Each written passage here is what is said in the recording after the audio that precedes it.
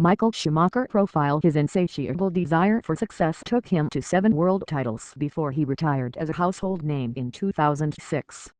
He is by far and away the most successful driver of all time, but remarkably that wasn't enough for him, and in 2010 he decided to return to Formula One to try, and ultimately failed, to add to his catalog of records.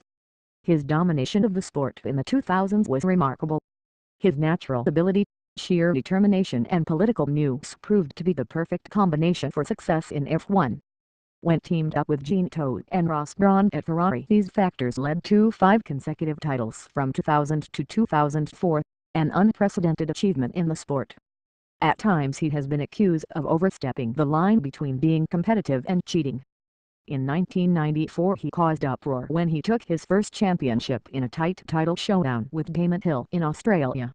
Hill was faster and looked set to clinch the title if he could pass on track, but as the Williams driver made his move, Schumacher caused an accident that forced them both to retire. In doing so he ensured he won the championship and even stood waiting at the side of the track to make sure Hill didn't come round again. There was more controversy in 1997 when Schumacher, fighting for the title with Jacques Villeneuve, pulled a similar stunt. This time, however, it didn't pay off and Villeneuve took the title while Schumacher was stripped of his runner-up spot. His talent was first spotted by his long-term manager Willy Webber while racing in karts. Webber guided him to the German Formula 3 championship in 1990 and then to success in sports cars with Mercedes and S3000 in 1991. In the same year Eddie Jordan gave him his first drive in F1 at the daunting Spa-Francorchamps circuit. The opportunity came about when Jordan's regular driver Bertrand Giacotti was jailed for spraying CS gas in a London taxi driver's face. Schumacher, backed by Mercedes money, seized the chance and he qualified in an impressive 7th place on his first attempt. Unfortunately his start was a little bit too enthusiastic and he burnt the clutch, forcing him into retirement. Nevertheless, he had impressed the right people and was instantly signed up by Flavio Briatore to drive for Benetton for the rest of the season, much to Jordan's dismay. His first win came a year later, and by 1994 he was world champion. In 1995 he made it back-to-back titles, beating Hill again but this time without the controversy. For 1996 he moved to Ferrari and, alongside Todt, began building the team that would eventually dominate the sport. He started reaping the rewards in 2000 when he took his first title with the Italian marque. It could have come a year earlier, but he was ruled out of half of the 1999 season when he crashed at Silverstone and broke his leg. Championships followed in 2001, 2002, 2003 and 2004 as he went from strength to strength and took a record 13 wins in the 0-4 season. 2005 then proved difficult, as Ferrari's tire supplier Bridgestone struggled with new regulations. He still finished third in the championship but his only win came at Indianapolis when the 14 Michelin runners were prevented from racing due to safety concerns. In 2006 he came close to the title but was beaten by Fernando Alonso and Renault. He had proved he was still competitive, but with Kimi Räikkönen contracted to come to Ferrari in 2007, he decided to quit while he was ahead and held an emotional press conference at Monza to announce his retirement. He became a trackside consultant at Ferrari the next year and started racing motorbikes as a hobby.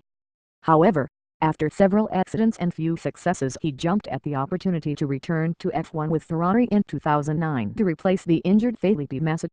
Unfortunately one of his motorbike accidents proved more serious than first thought and doctors warned him against making the return. But the desire to race was still there and in late 2009 the deal was signed with Mercedes for a return in 2010.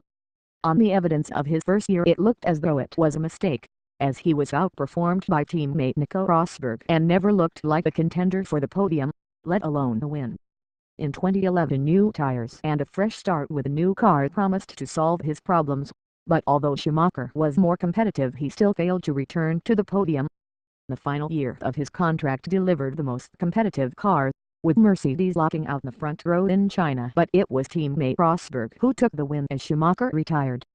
Retirements were all too common, either through mechanical failure or driver error, and despite the highlights of a pole in Monaco before a grid penalty and a podium in Valencia, Schumacher announced he would retire for a second time at the end of 2012 after it was confirmed Lewis Hamilton would replace him in 2013. He remains by far the most decorated driver of all time, but his return was not the success he had hoped for, and his final 3 seasons in the sport all saw Sebastian Vettel take the title as he threatened to build his own dynasty at Red Bull to rival Schumacher's at Ferrari. Strengths and weaknesses. From 1991 to 2006 he was close to being the complete package as a racing driver, but his burning desire to win also led him astray.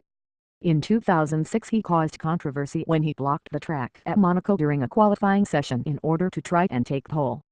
In 2010 he also came under fire when he squeezed ex-Ferrari teammate Rubens Barrichello against the Hungarian pit wall at 180 mph career high, winning his 7th title in 2004 in very dominant fashion, Barrichello being stripped of his 2nd place in 1997 when the FIA accused him of trying to crash into Villeneuve at the final round. "I can't really imagine life without Formula One." Schumacher on his approach to F1. "You know the song My Way. I think that fits how I feel." Trivia: he turned down the opportunity to play football in the UEFA Champions League, having been offered the chance to play for San Marino champions SS Murata in the opening round of the 2008 competition.